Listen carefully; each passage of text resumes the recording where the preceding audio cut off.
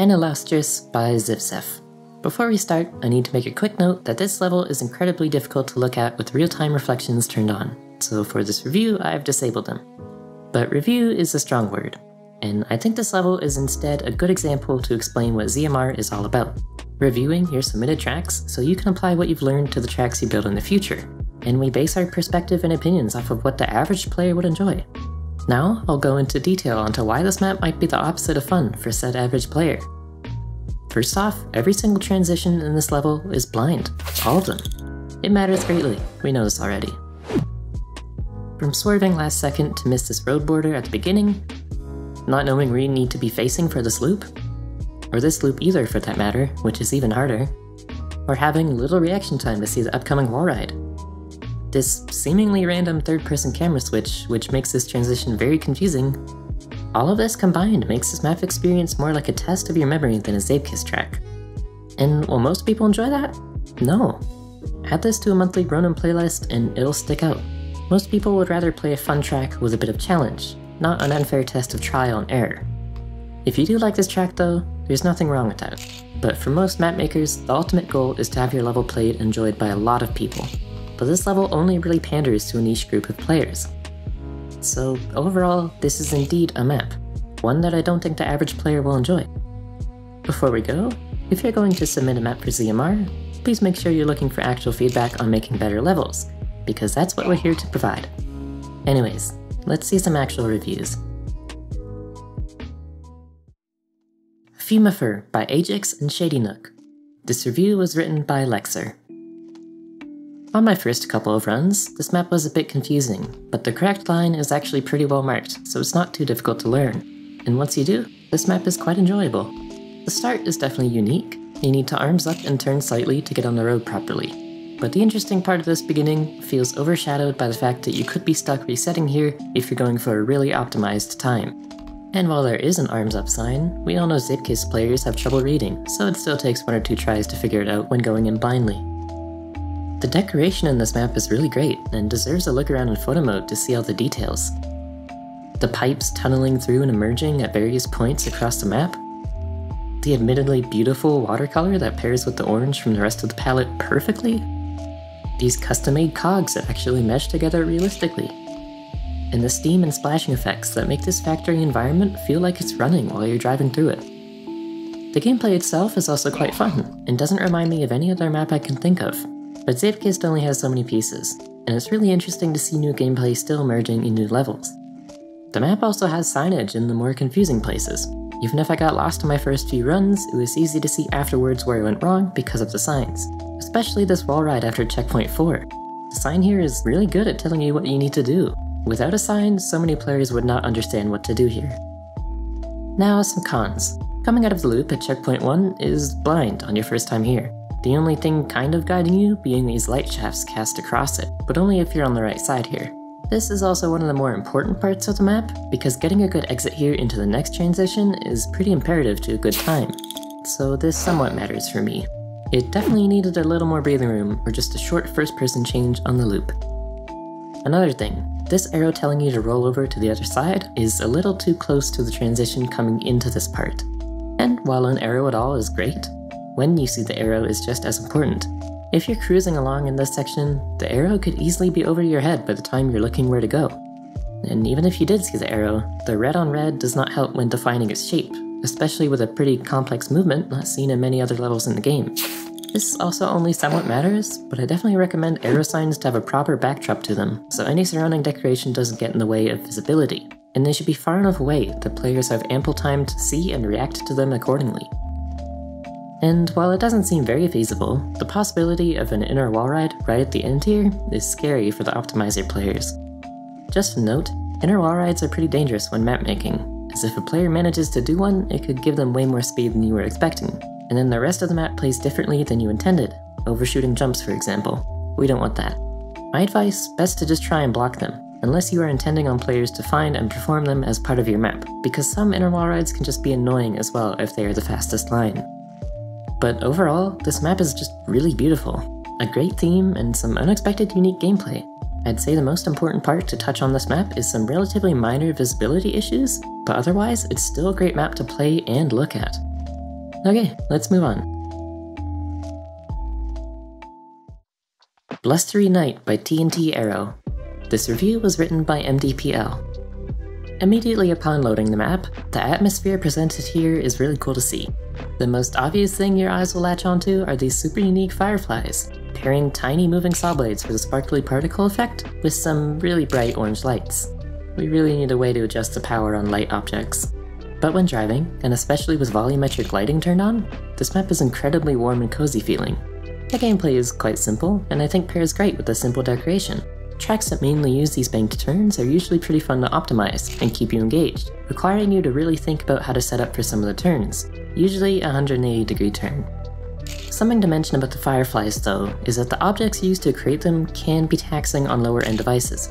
Light sources in general are the highest offenders in the lag department, but alongside them are particles, and when pairing them together in this context, it could cause some people to need to turn down their graphics for what is otherwise a very simply decorated map. I guess this would barely matter, since the fireflies are the only complex objects here. But maybe some of the further away ones could have had their light sources removed, or even just replaced entirely with a tiny neon speck, just for that extra bit of optimization. And something about the gameplay is that the use of fans feels a bit excessive here. Fans are different from boosters in a very important way. With fans, you as the player want to get in their current as fast as possible and stay in that current as long as possible to get the most amount of speed out of it. And that kind of tech can be frustrating to deal with for some people. Just one solution here is to transform this into a downhill map instead, relying only on the fan at the start, which everyone will get the same, and gravity for your speed the rest of the way through. But anyways, this track still does it well enough, and is still fun to play, although the faster players who would want to optimize this might be a bit troubled by the fans, especially that one right before the end. The atmosphere here works great, and even with the simple decoration, it doesn't feel empty. Oh, and one more thing I have to mention. Please don't forget your corner pieces. They exist, and they would make these borders look a whole lot cleaner. Alright, let's see this next map. Frosty Morning V2 by Sheriff. Now, this is a difficult map, and could even be as far as frustrating for some. The super high speed makes the first parts of this map quite precise.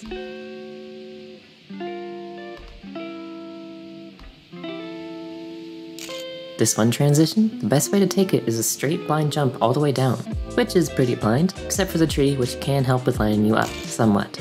This wall ride also. The road extends way past where you need to drive on, making this part fairly confusing to learn as you need to take it very inside.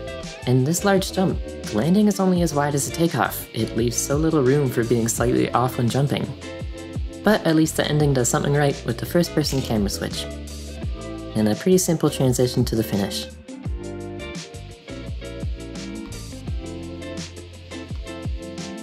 But now that I've blown through all that, let's move on to the decoration. Because this was an attempt to make a very detailed map, I will judge it as so. Now, the immediate thing that sticks out to me is the track is not connected to the environment at all. It feels randomly placed floating above this mountain. Any supports or blending into the terrain would have made this look way nicer. Also, there's some objects that aren't connected quite right. This signpost is just hovering above the track. Every waterfall is below where it needs to be against its source water. And there are quite a few floating trees that I assume used to be on some terrain, but was removed at some point during the build. There's quite a lot of rock spam going on, and the inconsistent sizing in certain areas makes the super dense bits of rock face stick out and look rough.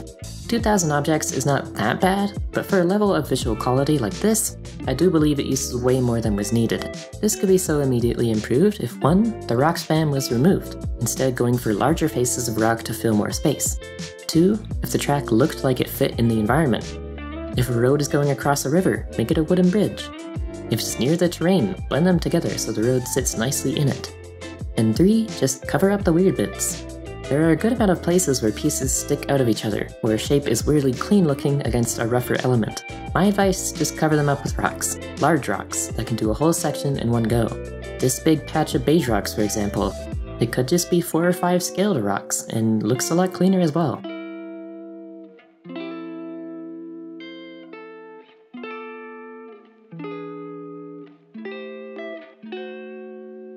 A simple recommendation about these specific snowy rocks is you could replace them with a rock wall rotated parallel with the ground and move it slightly under the terrain. The bits that poke through would look like snowy or frosty patches of grass, and it would only be one object per area.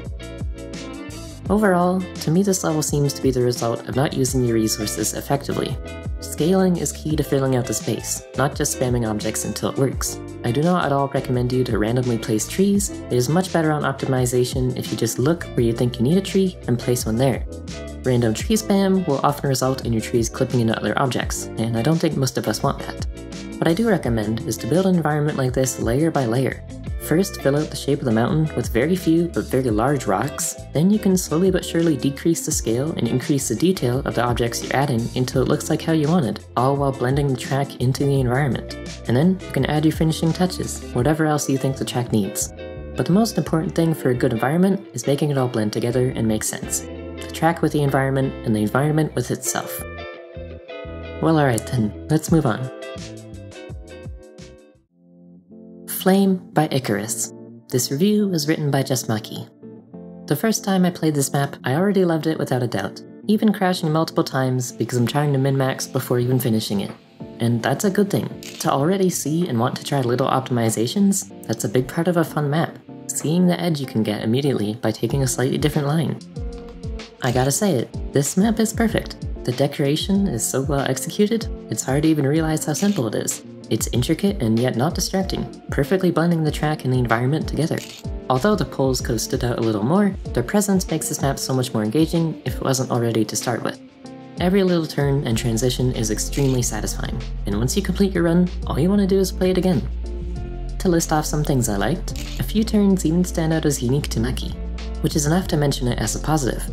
Not very often you get to experience fresh new gameplay, but this level somehow manages. Even the road is its own color separate from the environment, so you shouldn't get lost anywhere. But if you do, there are arrows to save you, sort of. They definitely need to stand out a bit more from the environment and almost feel like just decoration instead of actual guides. And in the 2 jumps present in the level, you have the option to choose where to take off and land, which I always prefer over straight line jumps. Now, is there anything to dislike here? The level is quite specific and tight in the line it wants you to take, meaning if you have a bad entry into one of them, your run might as well be over. Optimizing this track can be harsh. Like mentioned before, the arrows don't stick out nearly enough, and in this technical of a track, you can only really pay attention to the road in front of you. It barely matters, and most people won't get lost anyways, but arrows do need to be visible and contrasting for players to read them, otherwise they might as well not even be there. And the only other thing I can think of is that it takes a bit of time to learn and memorize each turn and transition. Each section of gameplay in this level is quite unique, against a kind of samey background. So to properly anticipate the turns when trying to optimize your runs, it does take some brain power to remember which part is which. But after you learn it, it's fine, and the level just shines as something you'll want more time in the lobby to optimize. Overall, this is definitely a top-notch track. Super engaging, fun and flowy. All the separated layers in the environment really make you more immersed with their depth, and the whole color palette is extremely clean. Really well done job. Alright, let's see that last review. NotTheRightPlace by Ruri13.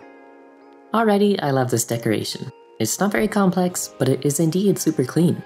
I feel like gray and green aren't used very often, so this map definitely sticks out to me as unique. The clouds above are also really cool. They're stylized to fill out the skyline of the track wonderfully. But let's jump right in. The gameplay? It's kinda weird, but I like it. It noticeably gets simpler the further you get into the track, which is admittedly better than it getting weirder and therefore harder the closer you are to finishing, but this also makes it less engaging near to the end for me. I feel like if the unique transitions near the start were consistent throughout the track, it would stand out a lot more, but halfway through it seems to turn into a pretty basic track. One con I can think of is that you can pretty easily unity bounce on the larger jumps. This is a rare case where I'd actually prefer feathers, but if you don't want a band-aid solution, you can just adjust the landing so it isn't as harsh a jump. The main problem I see here though is that you're still landing on a flat piece. Even if it's angled, it's still flat landing and that's what will bounce you weirdly. Gradual slope landings are the way to go if the arc of your jump does not quite align with your landing. So something like this somewhat matters, as you might not experience it at all, but it will be a frustrating issue for some. Now, I absolutely appreciate the arrows in the checkpoints and throughout the track, but they also take your eyes off the road if you're trying to look at them while driving, but they do their job well enough.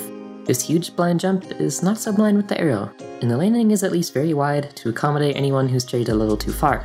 These bank transitions are pretty fun too, and the arrows make them not blind, as they would be if there were no arrows. The only one I can currently point out is this blind jump to the downhill. The flow in this section does push you to the right side, but there is no signage showing that you do indeed need to land and set up on the right side for the next section, so it's a little learny. Also, a note about the booster at the start. If you don't touch anything and just go straight, you get up to 128 speed. But if you start by turning, you get 4 extra speed essentially for free. This only barely matters, as at least it's not booster RNG, but it is some fairly hidden tech that people might need to experiment to figure out on their own. Oh, and this risky is absolutely madness. It's so small and is such a huge difficulty spike compared to the rest of the map. I think we've transitioned as a community to now accept skill finishes over riskies, where if you miss the skill finish, you still get the normal finish just with a slower time. And with a risky of this difficulty and precision, a skill finish would have been very welcome for me. But overall, I do enjoy this track. Its difficulty may be a little inconsistent, and there are some blind drop-downs, but I still found it to be quite fun and flowy throughout. The decoration is simple but very effective and looks great in my opinion, even if it's kind of samey, and I wouldn't mind playing this level in a lobby. And that was the last review. Thank you for watching this episode of ZMR, I hope you enjoyed. Remember to join the Discord in the description below to submit your maps for review in an upcoming episode. I've been Linzi, and I'll see ya.